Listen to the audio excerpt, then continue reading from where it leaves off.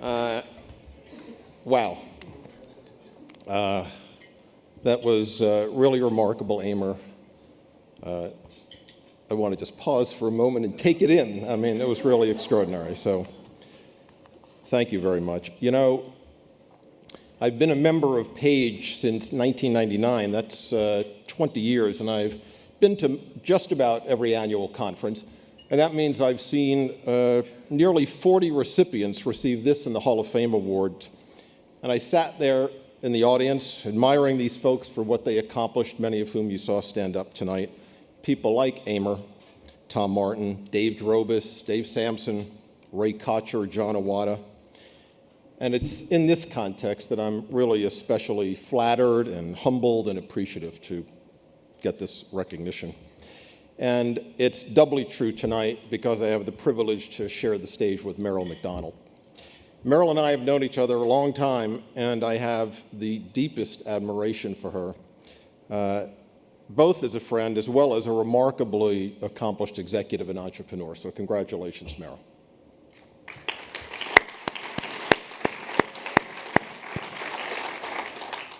I also want to thank the PAGE nominating committee for putting my name forward. In particular, I want to thank Bill Nielsen, someone I've also known for many years, consider a good friend, and someone who I also have the deepest admiration. I also want to call out Roger. Yeah, give it up again for Bill. Come on.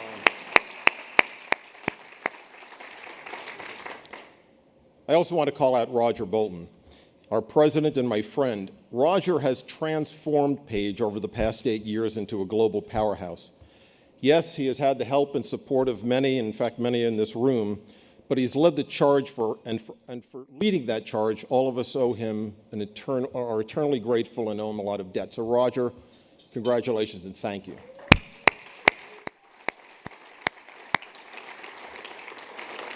And by the way, in the new member reception, Bill said, nobody ever applauds for Roger. So we'll do it again, Roger.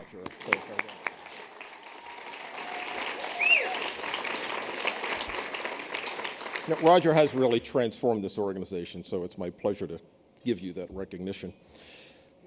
And one other person to thank tonight, if you'll permit me, and that's the most important person of all, it's my wife. Many of you here tonight know Susie and know how much I adore her and how remarkable she is. Before we moved to Los Angeles 15 years ago, Susie enjoyed a remarkably successful career in sales. And then when some folks might have considered retirement, she decided to act like the Stanford graduate that she is, and she became a tech entrepreneur. She imagined and created the company One Kings Lane, built it into a powerhouse, sold it, and now she's doing it again with another company targeting women over 50. Go to getinthegroove.com if you're interested, please.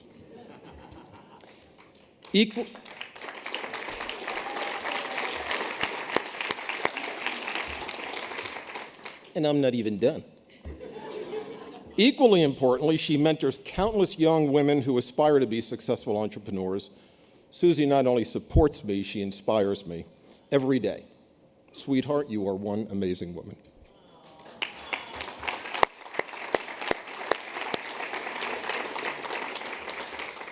I also want to acknowledge my two amazing daughters who are here tonight, Kimmy and Jackie. I also want to give a shout out to my son and daughter-in-law, Steve and Ariella, who are back in Los Angeles tonight with our two adorable grandchildren. Now, perhaps fortunately for all of you, I don't have much time tonight on the stage, so I'd like to get right into the heart of my remarks. The polarization of the world today has left us in serious trouble. Compromise and moderation seem to be dirty words, in part because the state of civil discourse is broken. And I propose to you that business must help fix this problem. The problem, interestingly, is one of communication and understanding. So it's not much of a leap to say there's a major role to play for the people in this room. Technology, globalization, climate change, immigration, and other daunting issues require complex thinking. Yet the more complex these challenges, the more we as a society have done our best to try to dumb things down. We live in a world of oversimplification, of tribes, binary choices, 180 characters, and sound bites. The irony is, and this is critical, polling repeatedly shows that societies are not as polarized as they may seem. And there is broad consensus in the middle, even though the debate seems to take place at the extremes. We see that in immigration, in healthcare, in taxation, in gun violence, even abortion. The endless bickering is pushing people away.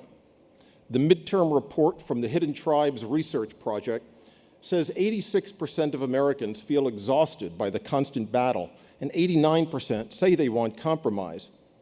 This combat fatigue is driving ordinary people out of the debate, leaving the vacuum to be filled by more extreme voices. Why has this happened?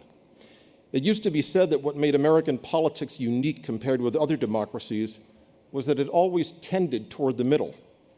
What has changed? Many have offered explanations ranging from globalism, gerrymandering, the social media and cable news echo chambers, automation displacing blue-collar jobs, as well as the shortcomings of our educational system.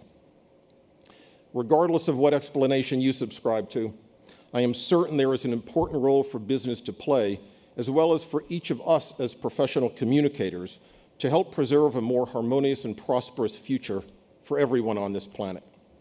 So in the few minutes I have remaining this evening, I'd like to do three things. One, explain why I think we have such a vital role to play. Two, offer a few thoughts of my own on how to do that. And three, suggest a concrete plan for us to move forward as a group. Now, I realize that some would question whether there is a corporate role here, and I believe there is. Edelman's most recent trust barometer said business is now expected to be an agent of change. Employees want their companies to improve economic and social conditions in the communities where they operate.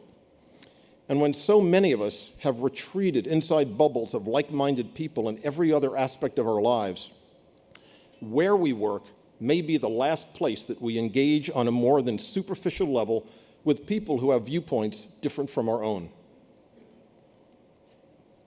Plus, many of our companies have international operations that expose employees to cultures they wouldn't encounter in other aspects of their lives.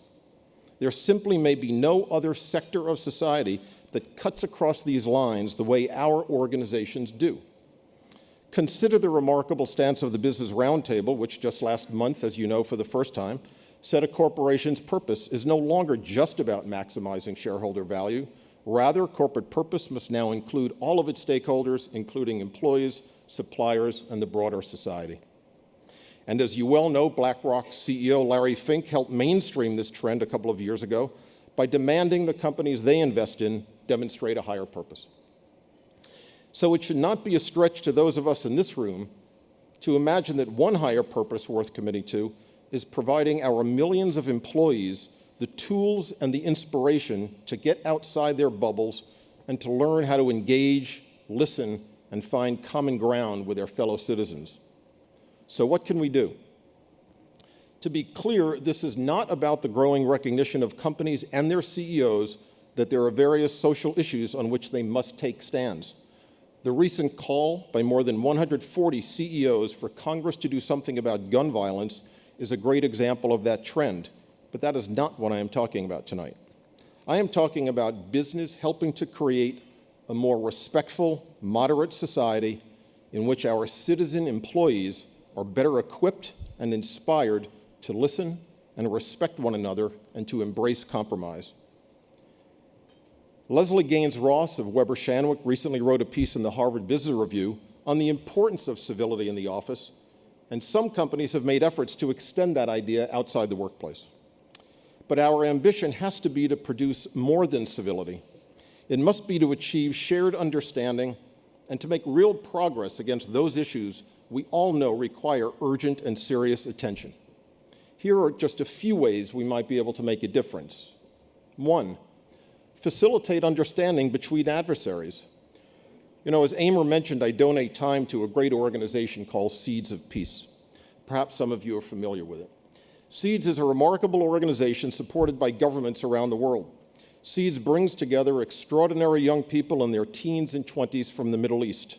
The centerpiece of the Seeds program is a summer camp in Maine at which hundreds of young Palestinians, Israelis, Egyptians, and others come together for the first time and learn to listen and better understand the other side. As I was gathering my thoughts for tonight, I reached out to my friend Leslie Lewin, the executive director of Seeds of Peace. I asked Leslie what techniques they use to facilitate constructive dialogue between groups of people who start from the premise that their values and goals are completely adversarial. Leslie said they start with values, not issues, and through professional facilitation and time, the Palestinians and Israelis, for example, come to realize that their core values are not so different. And that in turn leads to the capacity to genuinely listen, understand, and even begin to respect the other person's opinion. Maybe there's a lesson here, and perhaps we can help teach our employees how to productively engage in conversations with people who disagree with them. 2, let's support education and critical thinking. Former Senator Daniel Patrick Moynihan was famously quoted as saying, "Everyone is entitled to their own opinion, but not to their own facts." Well, you'd never know that by listening to today's public debate. We seem to live in a world of parallel realities, depending on whether you watch Fox News or MSNBC or CNN. And that's even before we get into the hall of mirrors that has become social media and the darker corners of the internet. As PR people, we understand better than most the difference between spin and real information. And as executives, we also understand the importance of empirically based decision-making to achieving good results. So one role our organizations can play is to do more to support education, scientific literacy, and critical thinking. We also need to encourage and support information consumption habits that will get people out of their bubbles and willing to listen critically to other sources of information. As we are increasingly confronted with massive amounts of misinformation online, we need to give people the tools to ask the right questions, assess the truth of what someone is telling them, and even reconsider their own assumptions. Many of you in this room are with companies that actively train employees on unconscious bias, as well as the importance of diversity and inclusion. Would it be such a leap to encourage you to have such training also embrace its value to the outside world as well? And 3, let's apply the Page principles of corporate character. This third idea applies to us as individual communications practitioners. Over the last few years, the Page Society has emphasized the centrality of corporate character and the importance of defining, activating, and aligning values across the organization. That's a major challenge in large and diversified organizations that operate in multiple countries and cultures. Page identified 10 steps in that process, and 4 of them seem especially applicable to what we need to do in our large and diverse society. 1, build on existing values and culture. Acknowledge that we are not starting from scratch. 2, assess the needs and values of all stakeholders, that is, not just those of our own tribe. 3, be inclusive. Everyone should have a role, not just the majority of the majority. And live the values. One way we can live the values is to take all of this personally. We need more Page members running for office. Women and people of color were motivated to run for office in record numbers in recent years, and the profile of our government today, especially the House of Representatives, looks very different than just a few years ago. Maybe some of us should try running for office, and to quote Gandhi, be the change you want to see in the world. These are only a few ideas. I'm sure there are more, and probably many of them are better. We need to seek them out, evaluate them, pick those with the greatest promise, share them with one another, and then work hard to see if they can produce results. Toward that end, I'm announcing tonight my intent to spearhead a worldwide piece of research in which we will ask the world's greatest and most innovative companies to share their ideas as to what's possible and what they are committed to doing to help improve civil discourse.